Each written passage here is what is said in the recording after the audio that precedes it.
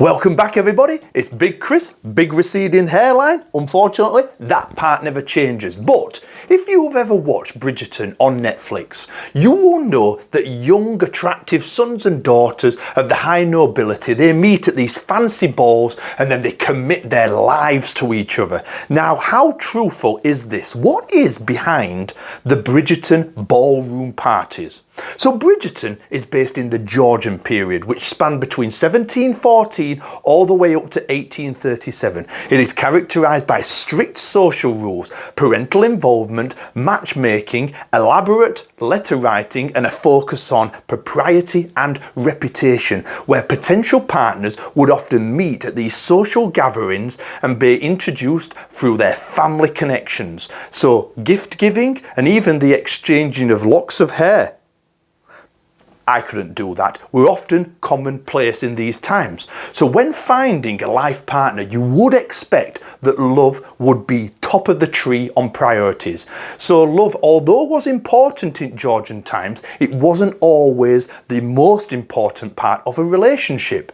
So many sons and daughters of the wealthy nobility would be chosen suitable partners by their family members.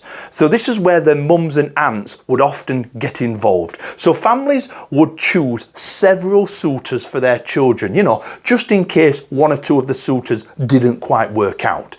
It was common for families to arrange parties so that their children could meet. Their first kiss, talk, dance would all be witnessed by the family. Not much privacy here. So if the so-called first date was successful, the couple would then be encouraged to move on to the next step, which may be marriage. So in some cases, yes, the couple may meet up, try and build a romance, whilst in other situations, the marriage might be suggested straight away. Now, the thing to remember about young Georgian couples of the highest nobility is that they had to work fast. Yes, try and meet up. Yes, exchange gifts if possible, but securing future family wealth and status often took precedence. So what are the pros and cons to all of this Georgian matchmaking? So what did the Georgians see as the positives? So early marriage was definitely important for young children. So producing heirs for the future was vital, and many Georgian women often spent much of their lives pregnant, sometimes producing between 10 and 20 children throughout their life. And nearly a third of Georgian women were pregnant on their wedding day. So it appears that once a couple had planned to get married, they often just jumped the gun in the old marital relations. And given that the only real method of contraception at the time was the old pull-out method, you can see why there was a lot of pregnant brides walking down the aisle.